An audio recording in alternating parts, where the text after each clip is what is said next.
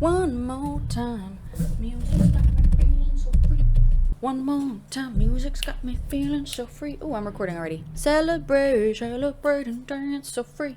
Welcome to Season 2 of Riley Reacts. We're reacting to Season 8 of The Next Step. Maybe I shouldn't say Season 2 of Riley Reacts.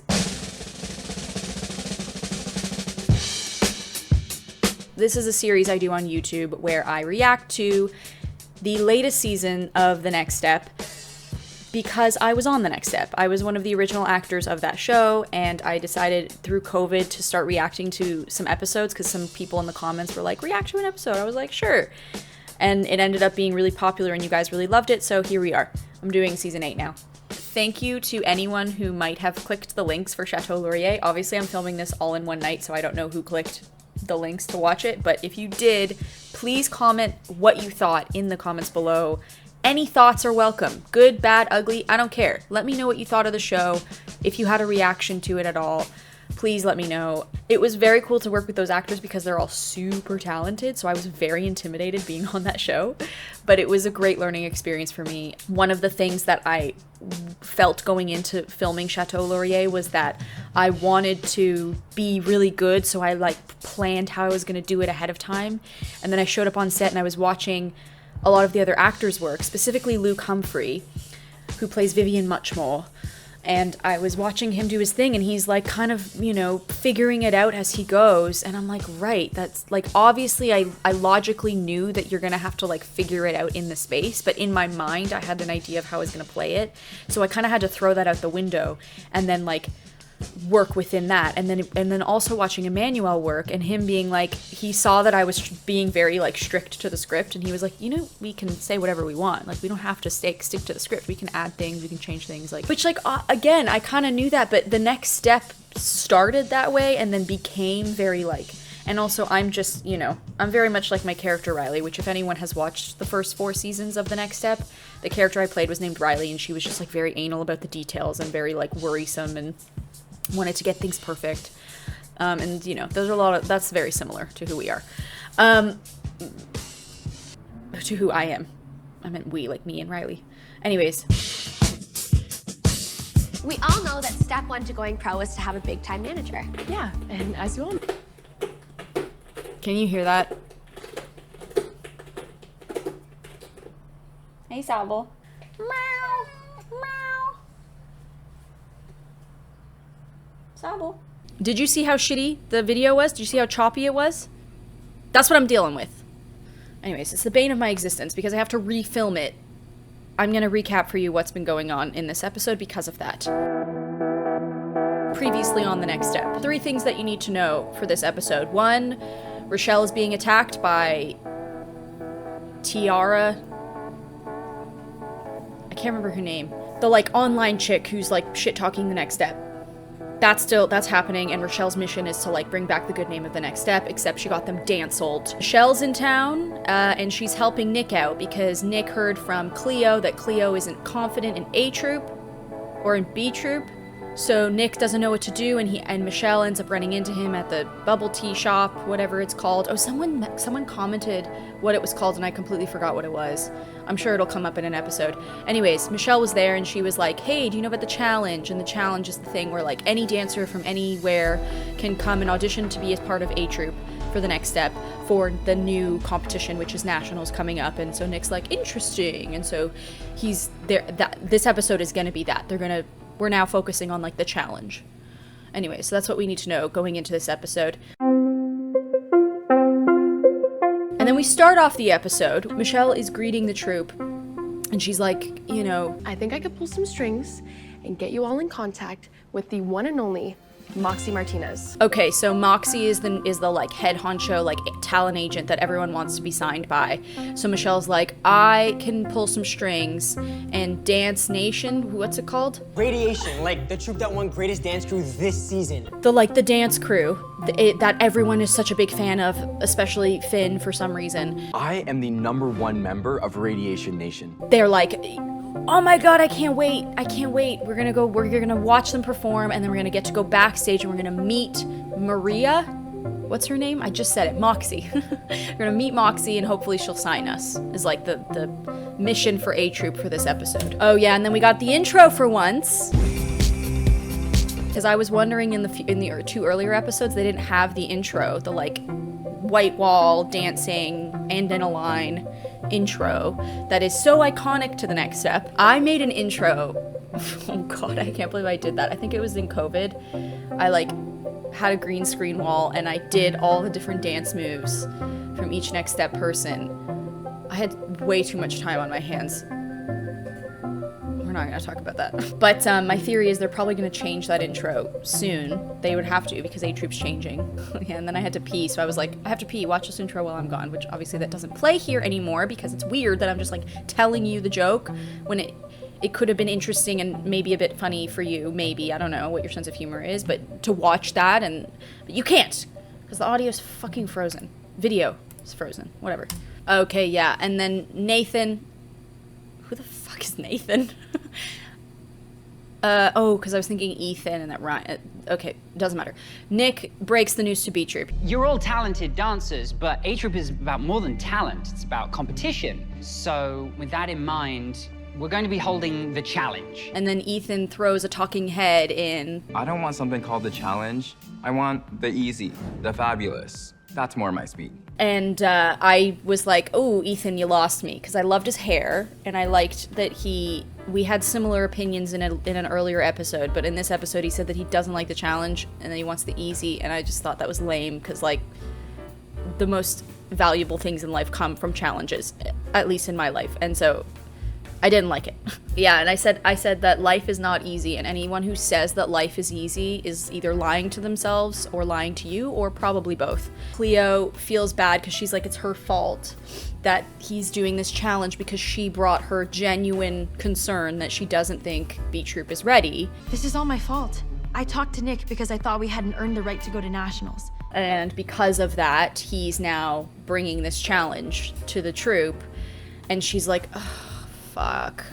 She obviously doesn't swear, but she's like, oh shit, that's not much better. She's just like concerned now that the troupe is gonna lose their spots. All of her friends are gonna lose their spots on the nationals team because of her.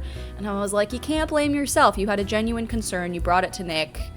You know, it's fine. However, when you're 17, I can get it. You're like struggling with the like, oh, should I have been honest with him or should I not have been honest with him? Because like, it's my fault that the team is, you know, it's easy to blame yourself in that position, but I say, you know, I'm always of the opinion that being honest is far more important than being liked, honestly, because then you know where everyone stands. If you're honest, you know where I stand. You know what I mean? Like, I appreciate that more. You know, this like, I'm just not gonna say anything because I don't want to hurt anyone's feelings is a common thing. A lot of people, you know, don't want to hurt other people, and it's noble, I guess, or it's like nice to do that, but also sometimes you need to be honest even if it's hurting the other person. You just have to. That's just the way it is.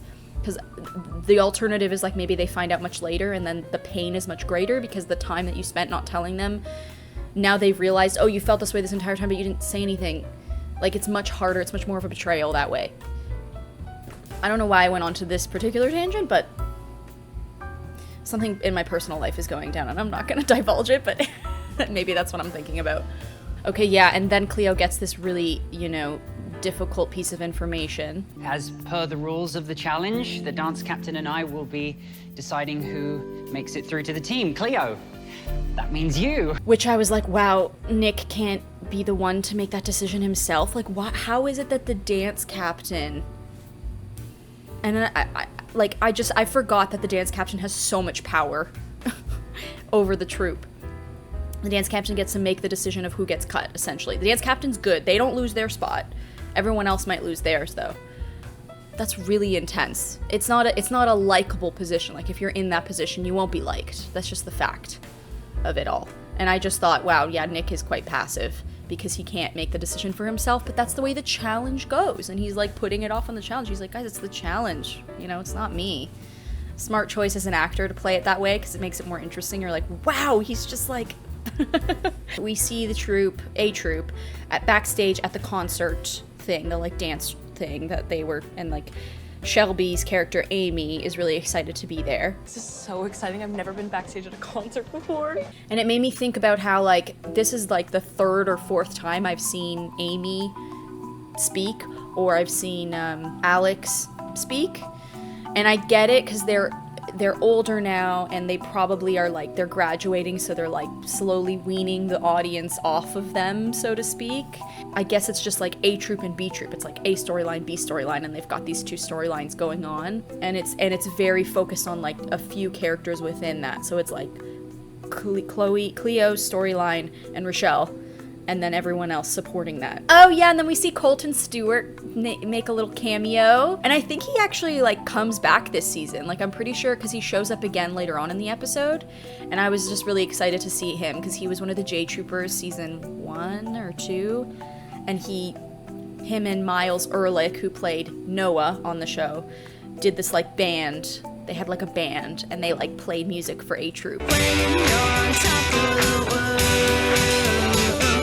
Anyways, yay Colton. And then Finn has an awkward moment where he's like, we're all big fans, but Finn here is an especially big fan of. Oh, yeah? Yeah. What's up, man? Finn. Jacket.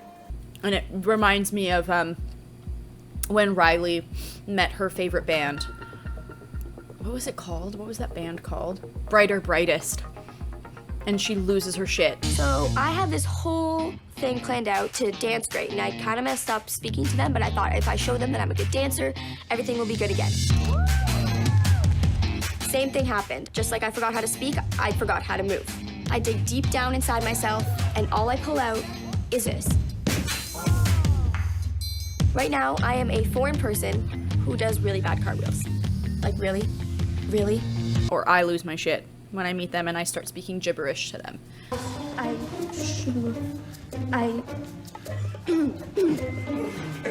Yeah. Anyways,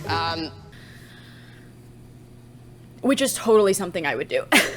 And then Richelle makes her move. She's here for a reason. She's here to meet MOXY. So she goes in for the kill. You know, we're also here because we're hoping to see MOXY Martinez. And then she finds out that... Yeah, MOXY already left. She always leaves right after the show and goes back to the hotel and starts working. She's very busy. And she just decides, oh, okay. Well, never mind then. Oh, okay. All good. And I love that. I think that's hilarious. Gets direct to the point. This is why I'm here. I'm not here to see you or hang out with you. Let's hang out after this, even whatever. But it's more like, no, okay, bye. Like, and I thought that was funny. Guess what happened? I think I figured out what the problem is. The choppiness happens when I'm filming for like an extended period of time and I don't take a break. I don't stop. So then it like chugs along because it's like processing it. Anyway, so now I have to refilm a piece of my refilming of my reaction. Yes, I'm also wearing the same shirt. Yes, it's the next day. And yes, I'm wearing the same shirt I was wearing yesterday. We're just not going to talk about it. Okay? What I was getting to earlier before the choppiness kicked in was that Chad, I don't know why I have such a problem pronouncing his name, but Chad is like making his move on Richelle in this scene. Oh, well, we're not leaving town until Wednesday afternoon. Maybe I can see if MOXY will swing by the studio tomorrow. Okay. Well, hopefully I'll see you tomorrow. See ya. See you guys. And that there's going to be a love interest thing between them. Excuse me. Oh, excuse me. Anyways. The challenge is supposed to bring in some of the best dancers from the region, and it looks like it did exactly that. And then I made a prediction that Cleo was going to purposefully only bring back B-troupe people. I thought that that's what she was going to do, that she was going to like try and make it so that everyone on B-troupe stays on A-troupe, but that doesn't happen. Instead, she just ends up actually kicking off a few of the people who are on B-troupe. That would have been a really difficult thing to do, which comes back to my earlier point in this video, that dance captain is like probably one of the hardest jobs for a teenager to take on, because you literally have to be totally cool with not being liked, because you have to make really difficult decisions and people are gonna hate you for it. Oh yeah, and then I saw this super cute half top on one of the dancers and I was like, man, I really wonder what... Oh fuck, I forgot. My AC's on, hold on. Half tops. Super cute. Oh, I wonder if they're still getting them from Lululemon like they used to do, and they would just like marker in, they would fill in the like Lululemon logo. You know how Lululemon has like the little logo on the back? Oh, I know what I can do. Like this. You see how there's this logo right here? What they would do is they would just like put a black piece of tape over it. And it didn't look like there was black tape over her half top, the half top I was looking at, and I was like, that's cute. So I thought maybe it was a different brand. I thought maybe it was a different whatever, and I'm wondering what that brand is, because I was like, oh, that would be nice to be able to like get a cute half top that kind of looks like Lululemon stuff and is like still maybe good quality, but doesn't cost you like $100 for a piece of fabric to go across your boobs.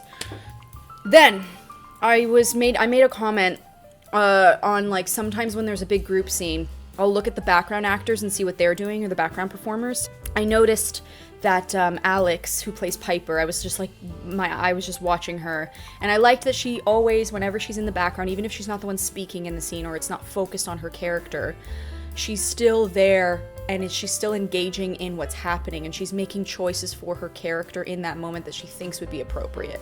So for example, in this moment when MOXY walks in, the new big flashy agent walks into the studio, Alex is like preparing herself. She's like getting her hair, you know, she fixes herself up. And it's just a small little subtle thing that I thought was a good choice, and I appreciated that because again, it keeps the whole thing alive. Then we have the dance break where all the dancers do these really interesting tricks and beautiful things. Such as this switch split and this flip. And it was a fun time for me to watch because, you know, dance is fun. Next up dance, I like to categorize it as like flashy, tricky stuff with a little bit of interesting movement and like fabulous hair and makeup. Like, and what's funny is season 1 of The Next Step, I remember I wanted my hair to be messy. Like, I wanted to just throw it up in a bun and, like, have all the frizzies out. I was, like, happy with that. And then eventually, as the seasons went on, it was like I became more and more, like, I wanted to be dolled up because I was like, well, I'm on TV, and so I need to, like, look pretty. And I think that was a mistake. It would have been better to stay true to the reality of a dance studio, which is, like, when you're training, you're sweating, you're not wearing makeup, your hair is a mess. You don't care about how you look, you're focused on the work. Like that's the mentality that a lot of specifically competitive dancers are taught, because it's a lot of hard work. You know, it's not to look pretty and to like show off. It's to learn and to improve and to make mistakes and learn from those mistakes. Like that's what the training part is. Oh yeah, and then Izzy. Oh, I have to say something. I have been mispronouncing, not using the right pronouns for Izzy. The character Izzy goes by they, them. I've been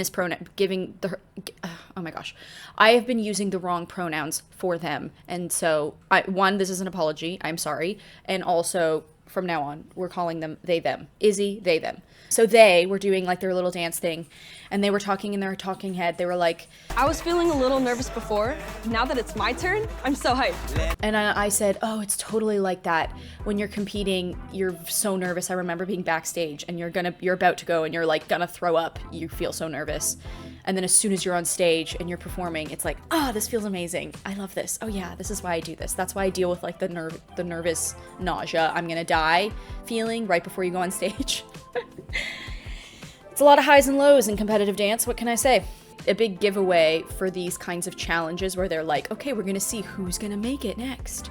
They'll like have the dancers come on, and then they'll have the ones who you know are gonna make it through in a talking head. The ones that you aren't introduced to already. So we kind of can tell who is gonna be perhaps in the new troupe or the new characters that are gonna be introduced into the show itself, based on whether or not they get a talking head. And then I complimented Izzy's haircut because I thought it looked very cute. And I wish my hair was that curly. My hair is like a naturally wavy kind of curl, and I haven't been doing it lately because it's just too much of a hassle, honestly. And I just loved their curls because they were just like so cute, and like it's like a little bit of a fro fringe thing, and it looks so good on them, and I just wanted to wear it as a wig on my head. And then I made this fun comment that, yeah, Sabo. I love how they spend more time deliberating who is gonna go to nationals than actually just like making the routine and perfecting it. And like how it would normally happen in a real studio is like you are decidedly in the troupe at the beginning of the dance season, which is the beginning of the school year. So September, you are in A-troupe in this case. You're decided that you're in A-troupe. The dance teacher decides it because the dance teacher who has been training young dancers for many, many years. Yeah, buddy. And this dance teacher who has lots of experience goes, yes, you're at the technical ability to be in this troupe.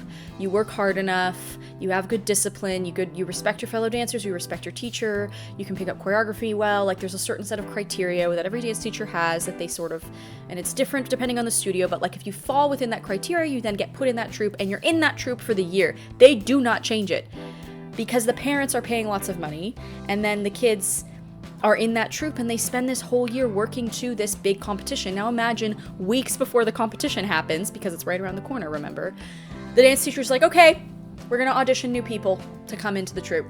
And oh, you've been a part of it since from the beginning and you didn't make the cut? Just kidding, you're out. That's so shitty. That's so shitty. Obviously the show is not based on reality.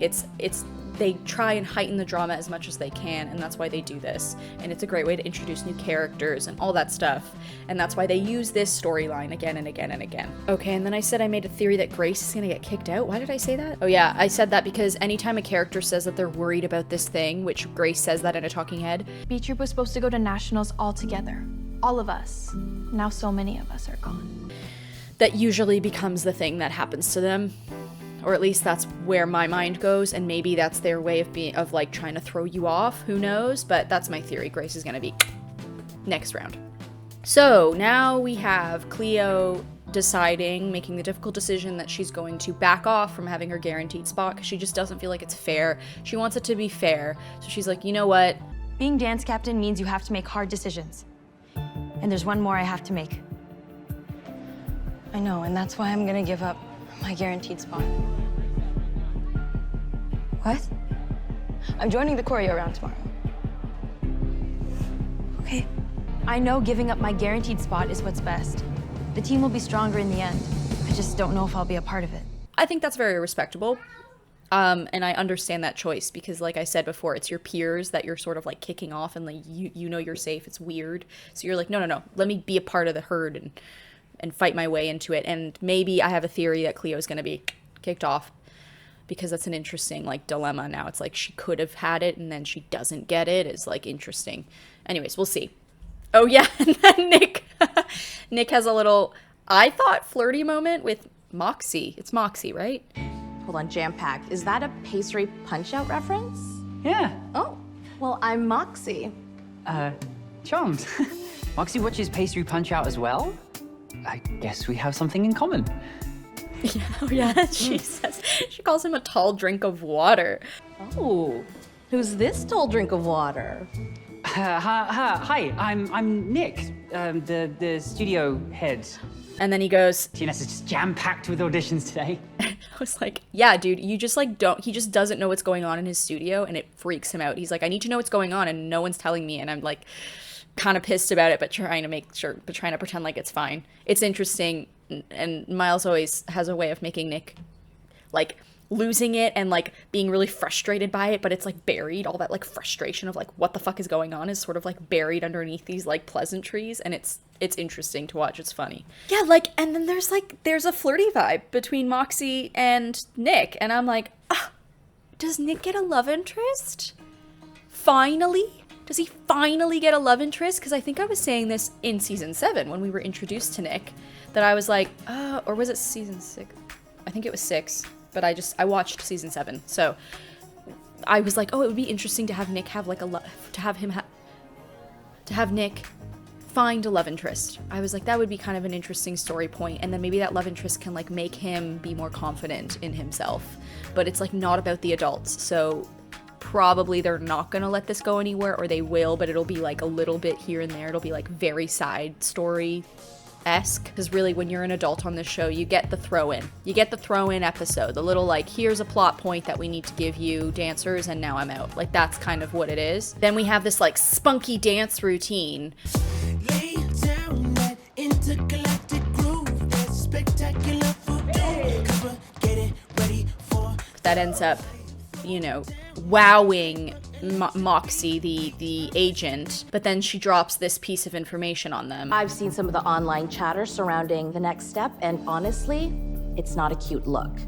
And of course, during this dance routine, they like lay it on thick with the talking heads of like, this means everything to us. This is the most important thing in the world. We finally have this opportunity to make it as professional dancers. We're gonna have this agent, they're gonna sign us. This is a big deal. This is everything to us. So that the stakes are way higher when the agent inevitably tears it all away from them. Ever since that video went viral of Richelle and Maria, the next step is more radioactive than radiation. I'm sorry, but I can't take you right now. So their public perception is shit, and she doesn't want them because of it. Oh, look at that little poem. That's nice. But then, of course, because this means everything to them, they're like, I don't understand. Does that mean that we're just over? And she's like, No. It's never too late to fix things. And then, of course, they have to throw in, It's the hardest thing you'll ever have to do. And she says, the next step has to prove to every single doubter that they're wrong. And then we'll talk about representation. I actually think that what's probably going to end up happening is that they're going to get all of the, they're going to go to like that Maria chick, the Tiara, the online girl, Alicia, her real name in real life is Alicia. They're going to go to that character and be like, hey, you know, they're going to try and convince her that they're actually good and that they're worth fighting for. And then she's going to then somehow, they're going to convince her to like tell her audience, never mind, next step's good. And then everyone's going to follow her. Be like, yeah, you're right. They are good. They're great. Is a potential outcome. Another soundbite with Richelle signing off the show. Now what do we do? All right, final thoughts. Before we get into the debrief of like what happened in the episode, I'm going to do a new segment at the end of every reaction episode here, and I'm going to answer one of your comments. First and foremost, ask any questions in the comments down below now, and I'll look at them and I can answer them for next week. But first, let me just find the freaking question. Hold on. This question comes from I'm bored, which I find that funny for some reason. The question was, how did you get cast as Riley? And this is an interesting question, so I'm gonna answer it. I feel like I've probably answered this question in the past, but whatever, I'm answering it again. A long time ago, I was dancing at a dance studio in Brampton called Joanne Chapman School of Dance. Brennan was also training at that studio at the same time. Our studio director, Joanne, was like, hey, there's this audition coming up for a reality show, and it's a great opportunity for you guys to audition, you know, even if you don't get it, it's good practice to like practice the process of auditioning. And I was really nervous because I was like, honestly, I'm probably not gonna get it. Why would I go to this? Which is like the wrong approach to have for an audition, but whatever, that was my approach. And my dad was like, Britt, just try. You never know what's gonna happen. Just go for it, see what happens. And so I went. The audition process consisted of like an entire room full of dancers, which was like 200 dancers or something like that, was learning this routine that Amy Wright, the choreographer of The Next Step and producer of The Next Step, she's been on this show from the very beginning. She taught this dance routine, and then we performed it in groups, and then we also had to do like solo moments. And then they brought us up to the front, and each person was brought forward in front of a table of people. The producers, the director, the writers were there, and then there was a camera facing us, and they asked us questions about why we dance, you know, what kind of a person are we, what would you do in this situation, stuff like that. And it was just to kind of see if we're comfortable talking honestly in front of the camera. It was very much like the talking head style stuff, and they liked what I did. I remember the creator of the show, the showrunner at the time, Frank, was like, oh, we cast you, we really liked you at first because you look like Emma Watson, and so that made you stand out. The thing that they said to me was that they knew they wanted a Michelle and they wanted an Emily, meaning they wanted a dancer who was like the dance captain, the head of the troupe, and then they wanted the new girl who comes in and is way better than Emily. And Emily doesn't like it, so it creates a rivalry. They knew they wanted that, and so when they met me, they were like, you're not an Emily and you're not a Michelle. And then I think it was Rachel Schaefer, who was a writer and became a showrunner later on, and she said, oh, she's Emily's younger sister and she likes Michelle. And that creates an interesting, you know, dynamic between the sister relationship. She feels like she needs her sister, but she likes Michelle. And so there's this whole storyline in season 1 that Riley had where she kind of was like friends with Michelle and wanted to like honestly see Michelle as like a good dancer and a better dance captain than Emily, because she's much more like supportive of her fellow dancers, and Emily is much more like, you know, a dictator. And Riley kind of sees that. She tries to overthrow her sister as dance captain and replace her with Michelle. Anyways, it was this like big thing, and that created this interesting storyline between these three girls. And so that's what they came up with, and that's how I was cast, is like they saw me do that thing and they liked it, but the show wasn't a thing yet. Essentially, after that first round of auditions, they picked like 12 people to film a pilot, which normally the pilot is the first episode of the show, and if the studio likes it or the production company likes it, the network likes it, then they green light the show for more seasons, for like a full season. However, this was just like a tester to pitch to production companies and networks to like get it going. And so I was picked, Brennan was picked, and all of the majority of the main cast from season 1 was picked. And then we filmed this pilot episode, which it's somewhere. I think Brennan has it. I hope I can find it. It would be great for me to react to that. Let me know in the comments if you're interested in that, because it's hilarious. I am 16 in that show, but I look 10. And it is like just so awkward and funny and weird and interesting. And it's what got us greenlit. It's what got the show like, yes, you can go, you can make this thing, because it was like a tester. Anyways, fast forward like a year, we didn't hear anything for a year, and then we get a call back for another round of auditions, and people from the original audition round came back to re-audition, and so it was like, and then more people came to audition, and I thought at that point, oh, I'm getting recast, because there was other dancers who kind of looked like me. Like they were tiny, brunette, and like had a similar, you know, build, I guess. And so I was like, oh, they might be going for Riley, like, oh gosh. And then, so as we were auditioning, I was not very hopeful, but I ended up getting it, obviously. And so that was pretty cool. And how I found out was I was on my way to a dance competition. My dad got the call. He wasn't in the car with me. I was in the car with my mom, I think. And then I get a call from my dad, and he's like, guess what? And I was like, what? He's like, you're Riley from The Next Step. I was like, what? And so that was very exciting. And then I couldn't tell anyone. So I go to the competition, and of course, Brennan and I are at the same dance studio. So I saw him, and I didn't know if he got it as well. And I looked at him, and he looked at me, and he's like, did you get a call? I was like, yeah. Did you get a call? He said, yeah. And I was like, and he smiled, and I was like, did you? And he's like, yeah. And I was like, yeah, me too. And then we got so excited. We were like jumping up and down, and we couldn't tell anyone. We didn't tell anybody that weekend.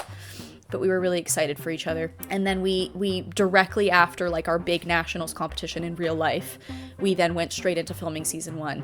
And that's a whole other story, because I have some fun tidbits from that too. And at first I was kind of hesitant to do it, because I was like, this is like a reality show. I don't want a camera following me around in my life. Like, that's weird. I don't want that. But when we did the pilot episode, it was clear, oh, I'm playing a character and we're filming it like it's reality, but it's not. It's like a mockumentary style. Okay, that's cool. Anyways, so that's how it all got started, and that's how I got started in the show. Thank you for your question. I'm bored. So yeah, that's it. That's the question answered. That's the whole show. My final thoughts from the episode. Interested to see what happens with this MOXY chick. Is A-troupe going to be able to be signed by her? I have a theory that perhaps A-troupe is going to be like signed on, but it's only going to be like a few dancers that get the spot. Or she's like, I won't sign all of you, but I'll sign like one of you or two of you, or something like that, and then that's maybe going to create more drama. I don't know. I'm just thinking of interesting things that might happen. All interesting stuff. Oh, I figured out who Pete was. Someone commented on last week's video. He was in season 7. That's where I know him from. All right, that's everything. I'm stopping there. I have to now edit this video, so wish me luck. Thank you, and I'll see you next week, 12 p.m. See you there. Oh, comment any other questions you have down below for next week's video. I'll answer them at the end of the video. Thank you for watching. Bye-bye now. Bye-bye. Thanks. Bye. Bye-bye.